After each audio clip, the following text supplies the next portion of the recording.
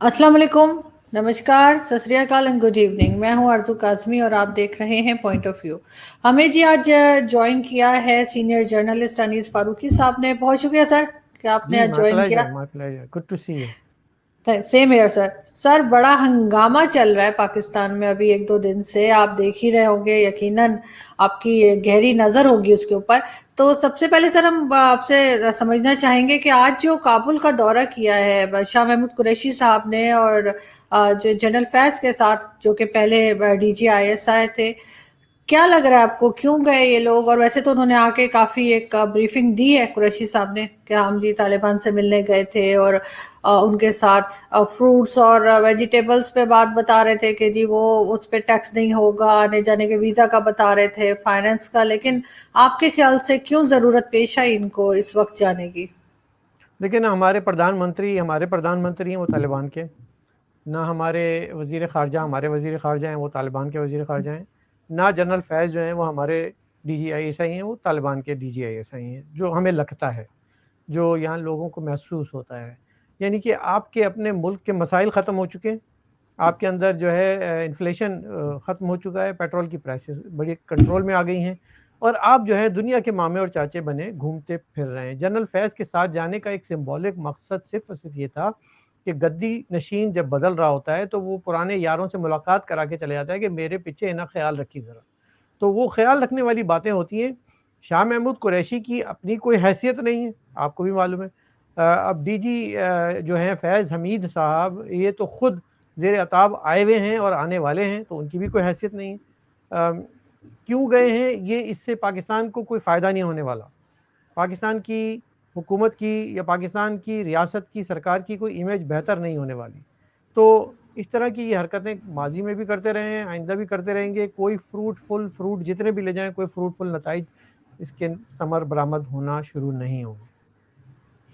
बिल्कुल, लेकिन फिर भी सर इस वक्त क्या बहुत ज़रूरी था इनका जाना? इसलिए कि अब नहीं। तो नए डीजी आईएसआई भी अपॉइंट हो गए हैं, उनके बजाय पुराने वाले को ले जाना कहाँ की अक्लमंदी लगी? जी, जी, जी। बुझते हुए चिराग की लौ भड़कती है ना, जब तो ये भड़के हैं फैज़ साहब, और ये उन्होंने कहा कि आप फ़िक्र नहीं करें, आप मेरे साथ चलें, मैं आपके वहाँ पे सारे जो हमारे एसेट्स हैं, जो हमारे ज़राए हैं, उनसे मुलाकातें आपकी करा देंगे, आपको पिन पॉइंट कर देंगे। हो सकता है नदीम अंजुम की अलग अपनी एक स्ट्रैटेजी हो, और वो इमरान खान के करीबी होने के नाते शाह महमूद कुरैशी ने कहा कि इमरान खान ने हिदायत दी है कि जाके ज़रा अपना कंट्रोल लेकर आओ, क्योंकि हमें आगे का नहीं पता, आगे हमारे साथ होने क्या जा रहा है। और ये जो सिचुएशन चेंज हो रही है, आप देखिएगा कि जनरल फैज़ के जाने से बहुत सारी चीज़ें बदलेंगी, बहुत सारी चीज़ें तब्दील होंगी, और बहुत सारे जो पॉलिसीज़ हैं वो भी तब्दीली में आएँगी। मैं कोई ड्रास्टिक तब्दीली की बात नहीं कर रहा हूँ, लेकिन जो जनरल फैज़ के जो कारनामे हैं, जो उनके अपने साइड प्रोजेक्ट्स हैं, वो यकीनी तौर पे बंद किए जाएँगे, और उसके बाद पाकिस्तान अपनी एक खुद मुख्तार हैसियत से कुछ ना कुछ काम कर सकेगा। So hopefully, let's see. लेकिन सर कहा तो ये भी जा रहा था कि इमरान खान साहब को किसी ने कहा है कि अगर ये रह जाएं दिसंबर जनवरी तक तो उनकी हुकूमत भी रह जाएगी, और अगर उनको हटाया गया तो हुकूमत भी गिर जाएगी। आप जानते हैं आजकल बड़ा चर्चा है जादू टोने और इस तरह की बातों का कई लोगों के ऊपर, जो सीनियर जर्नलिस्ट हैं उनसे बड़ी नाराजगी जताई जा रही है। और आज शहबाज गिल साहब ने एक प्रेस ब्रीफिंग की थी, और उसमें उन्होंने मीडिया को लेके और खास तौर पे सीनियर जर्नलिस्ट आसमा शिराजी वगैरह का नाम लेके काफी बदतमीजी की गई। तो ये घबराए हुए नजर क्यों आ रहे? कहते तो हैं घबराना नहीं है, लेकिन गवर्नमेंट इस वक्त खुद क्यों घबरा रही है?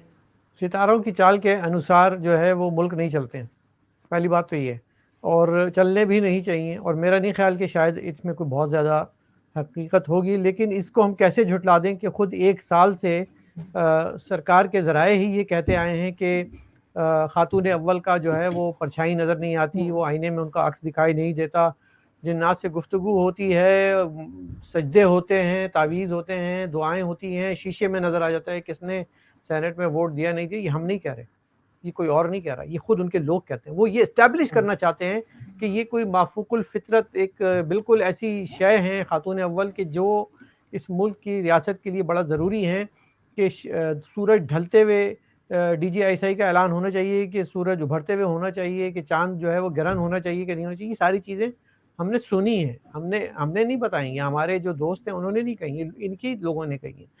और उसको अगर मेंशन कर देना जो है आसमा शराजी या कोई भी इसको मेंशन करता है, तो वो कैसे जो है तौहीन खातून अव्वल हो गई? तौहीन खातून अव्वल तो हुई नहीं है, तौहीन खातून अव्वल तो वो खुद कर रही हैं या उनके हस्बैंड जो है वो पति कर रहे हैं।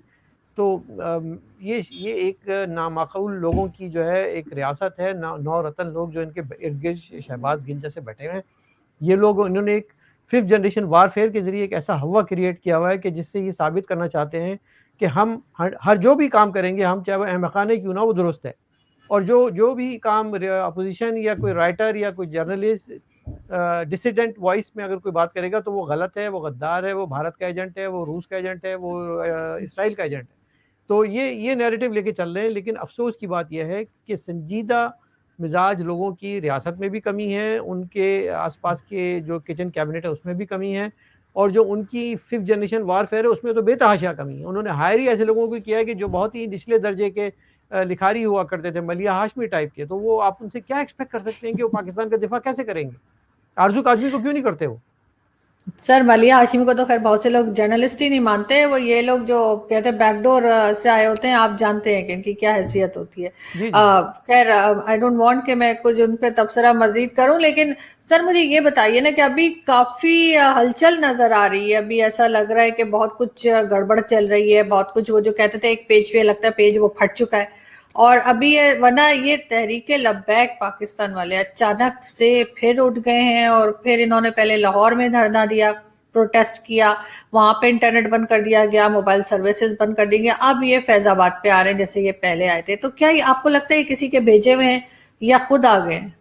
यकीनी तौर पे पाकिस्तान में कोई भी जब तहरीक उठती है, आप ये बात याद रखिए कि उसके पीछे बहुत सारा पैसा होता है, उसके पीछे बहुत सारी लॉजिस्टिक्स होती है, उसके पीछे किसी ना किसी की सरपरस्ती और किसी का सर पे हाथ होता है। तो ऐसा तो हो नहीं सकता कि तहरीक लब्बैक एकदम से उठे और वो इतना बड़ा इज्तिमा कर ले। तो हमें पहले भी मालूम है पहले क्या हुआ था, पहले किसने इनको हज़ार हज़ार रुपए के लिफाफे बांटे थे, किसकी सरपरस्ती में आए थे, किसके कहने से आए थे, किसके कहने से गए थे, किसके कहने पे जेल गए थे, किसके कहने से जेल से बाहर आए थे। तो हम कैसे मान लें कि इस दफ़ा फिर वो नहीं हो रहा? लेकिन इनके जो सरपरस्त आला हैं वो जनरल फैज़ हमीद, नोन, मतलब ये हम कोई इल्ज़ाम नहीं लगा रहे, वो एक नोन फैक्ट है। वो उनके उनके बच्चे हैं ये, उन्होंने उसको लेकर आए थे, जाते-जाते चिराग की शमع आखिरी लौ फड़क रही है, भड़क रही है, भड़कने दें उसे। मैं देखता हूँ कि जनरल नदीम अंजुम या डीजीएस आईएसआई के जो भी नए आ रहे हैं, वैसे तो वही आ रहे हैं, के आने के बाद ये नैरेटिव कहाँ तक जाता है। जो एक पेज की बात आपने की, देखिए एक पेज जो है वो एक पेज ही रहता है। वो हमारे आपके सोचने से या कहने से या ख्वाहिश से बदल नहीं जाता। वो अभी भी एक ही पेज पर है। थोड़ी बहुत तब्दीली आती है, आपने देखा होगा।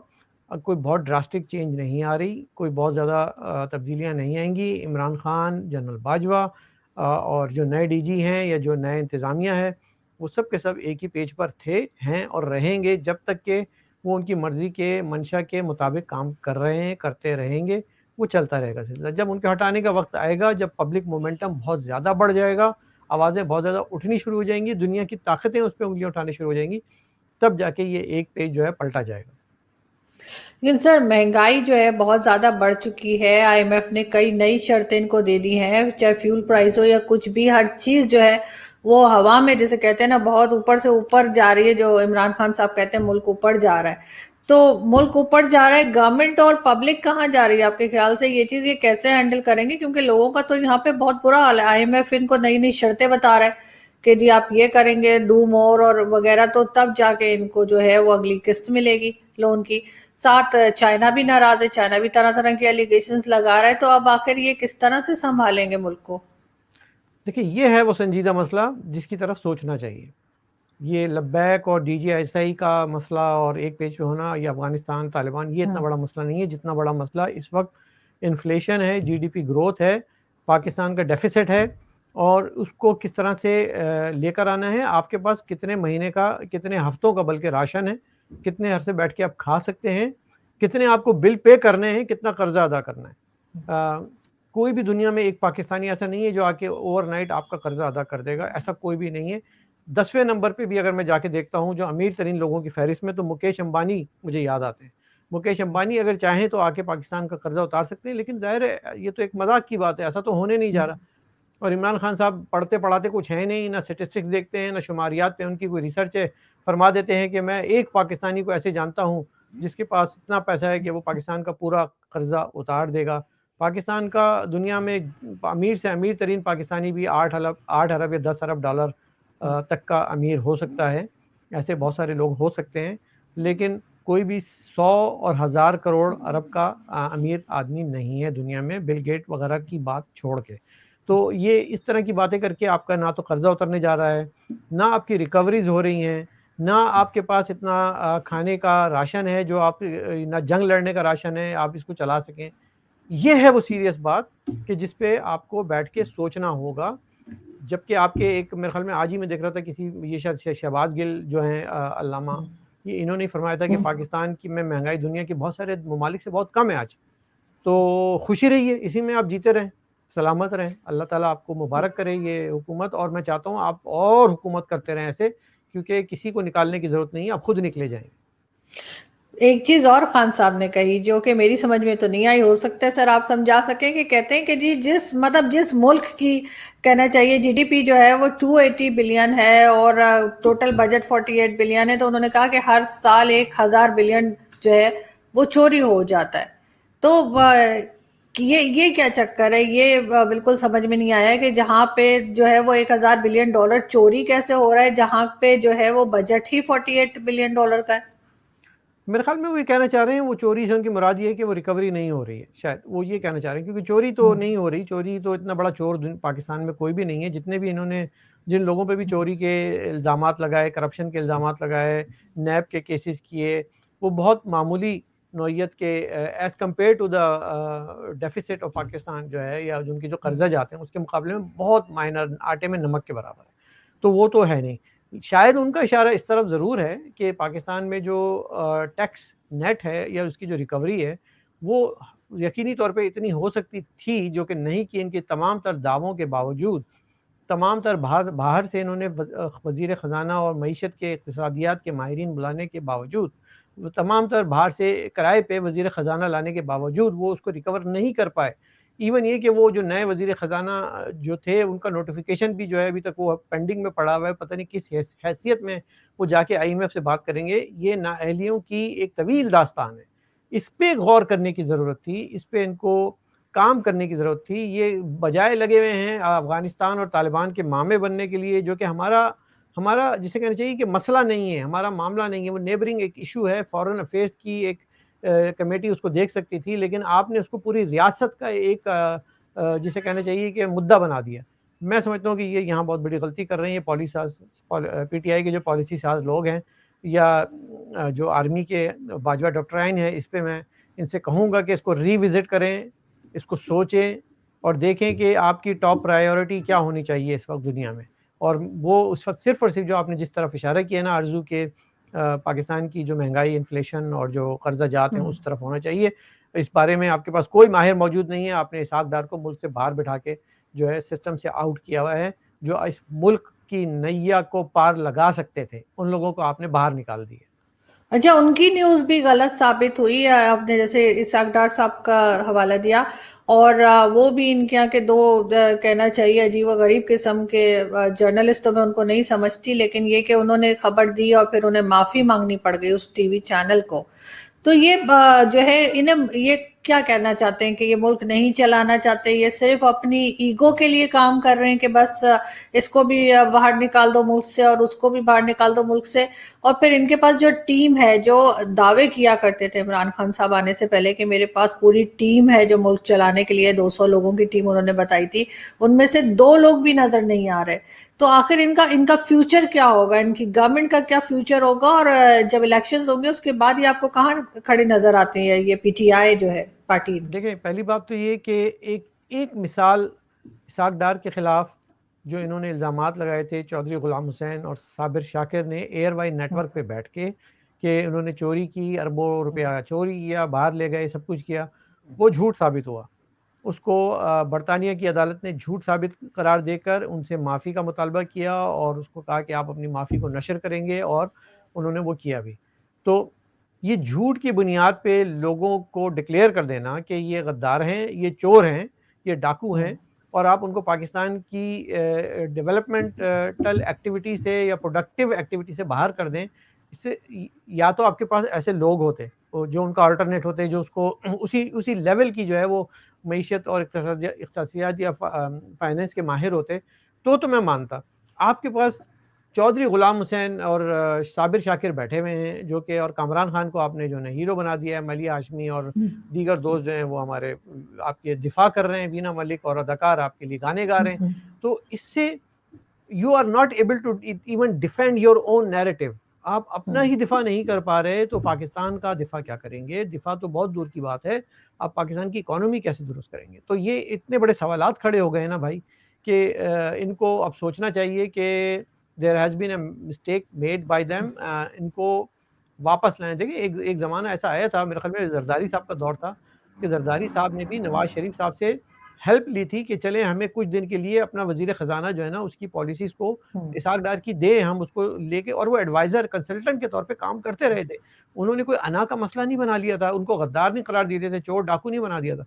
तो मैं समझता हूँ कि अगर मुल्क का मफाद अजीज है, मुल्क उनको ज़्यादा पाकिस्तान फर्स्ट की बात करते हैं, या वो रियासत मदीना की बात करते हैं, तो फिर मदीना से किसी को बुला ले। लेकिन मैं समझता हूँ कि इस वक्त ज़रूरत है पाकिस्तान की तमाम इकाइयों को मिलकर बैठने की।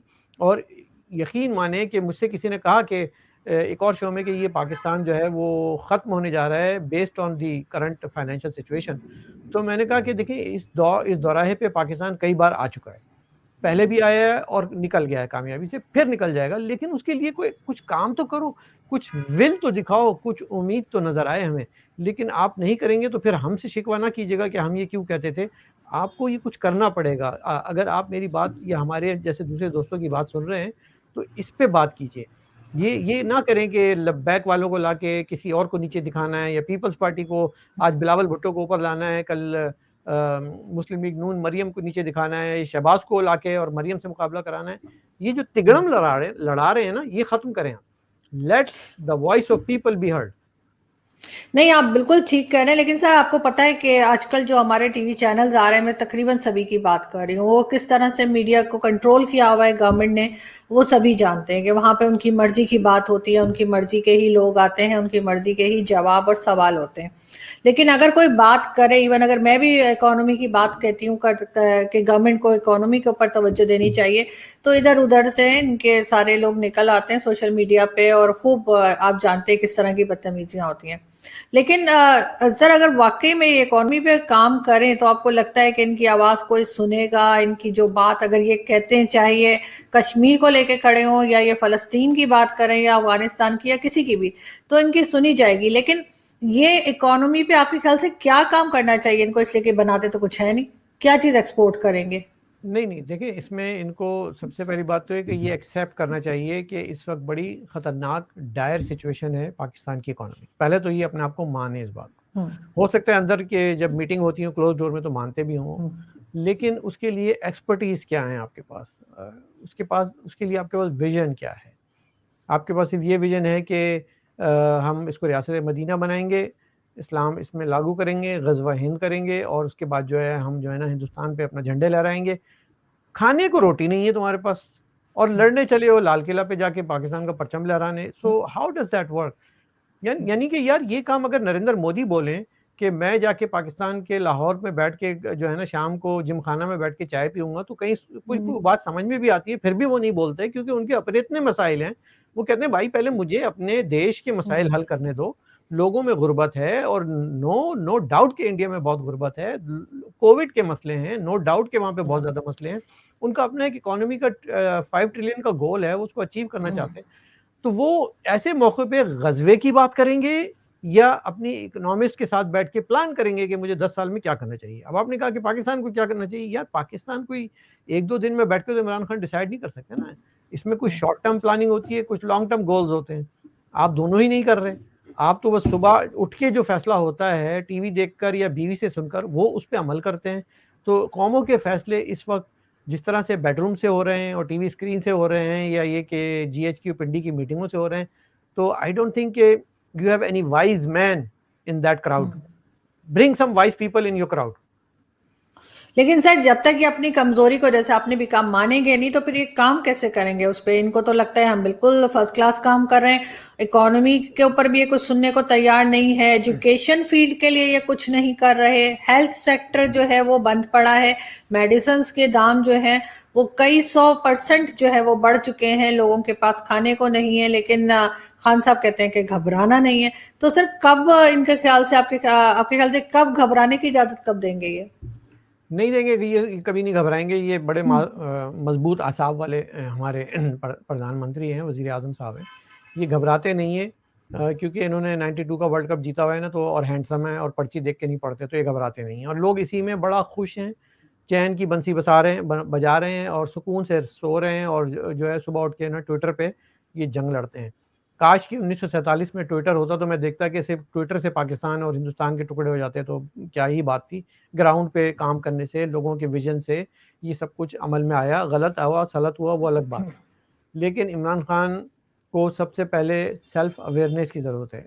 आपकी लीडरशिप का ऑक्सफोर्ड का ग्रेजुएट होना ज़रूरी नहीं होता, उसका शऊर होना ज़रूरी होता है, उसका तालीम याफ्ता होना ज़रूरी नहीं होता, उसकी तरबियत होनी चाहिए। और पॉलिटिकल अरीना में आके आपकी ज़ीरो तरबियत है। आप जो हैं वो दूसरों के कहे पे, दूसरों के सुनने पे पपट के तौर पे काम कर रहे हैं और आपके लिए सिर्फ़ और सिर्फ़ एक चीज़ रखी जाती है कि भारत हमारा दुश्मन है और नाज़ुक दौर से मुल्क गुज़र रहा है, हम बिल्कुल दहाने पे पहुँच गए हैं तबाही के, कभी भी हमला हो सकता है, कभी भी बेड़ा आ सकता है, लिहाज़ा फ़ौज को मज़बूत करो, फ़ौज को मज़बूत करने के लिए सारा पैसा हमें दे दो, उसके बाद अपना बजट जिस तरह से चलाना है चलाओ, पानी पीने का, स्कूलों बच्चों के स्कूल, सेहत, इन पे लगाना है, बचे जो बचा कुछ है लगा लो, नहीं लगा है लूट मार के खा जाओ। तो ये सब कुछ तो हो रहा है। इस ऐसे में I am truly I am sad to say कि यहाँ पे there is no hope. Hope नहीं है। हम शोर क्यों मचा रहे हैं, हम चीख क्यों रहे हैं कि भैया होप लेकर आओ, लिसन टू द पीपल, कुछ करो, कुछ करके दिखाओ। तो there is no hope at the end of the tunnel, there is no light. लेकिन सर करेंगे कैसे? अगर हर चीज में मजहब को ले आएंगे, इनको अगर इकोनॉमिस्ट चाहिए तो वो भी मुसलमान होना चाहिए, वरना आपको याद होगा शुरू में मैं कई बार मैंने अपने शोज में कहा है कि जिन्होंने इकोनॉमिस्ट रखे थे वो अहमदी फेथ के थे, और इन्होंने उसके ऊपर उनको हटा दिया 2-4 दिन में ही। लोगों ने इतना शोर मचाया। जब हर चीज में मजहब लाएंगे और काबिलियत नहीं देखेंगे तो यही होगा। लेकिन सर लास्ट में मैं ये पूछना चाहूंगी कि भारत पिछले दिनों आप भी टीवी चैनल्स पे जाते हैं, काफी उनका मीडिया भी शोर मचा रहा था, वो भी काफी, इंडियन गवर्नमेंट भी काफी नाराज है कि पिछले दिनों जो कश्मीर में जिस तरह के अटैक्स हुए हैं और लोगों को मारा गया, स्कूल टीचर्स को और कई दूसरे लोग हैं, तो कहाँ पे आपको लगता है कि वो, क्योंकि वो फिर कह रहे हैं कि पाकिस्तान की तरफ से लोग आए हैं और पाकिस्तान की साइड से जो है वो कश्मीर में दाखिल हुए हैं या उन्होंने किया है या पाकिस्तान सपोर्ट कर रहा है, हर एक की अपनी बात है, लेकिन कहीं ना कहीं पाकिस्तान का नाम आ रहा है। तो आखिर ये एक बार इस चीज को सॉल्व क्यों नहीं कर लेते, ये इस चीज को क्यों कंट्रोल नहीं कर पा रहे हैं इस तरह के लोगों को? देखिए मुझे तो नहीं मालूम कि इसमें किसका हाथ है, लेकिन ये हमें नॉन फैक्ट मालूम है कि वहाँ पे पहले हाथ रहा है और उसके आफ्टर शॉक जो हैं वो अब तो कुछ ना कुछ अरसे तक तो आते रहेंगे। ये क्लीन अप होने में कुछ तो टाइम लगेगा, क्योंकि कश्मीर का जो एक मसला है वो आतंक के अलावा जो एक दूसरा मसला है वो वहाँ के विकास का मसला है।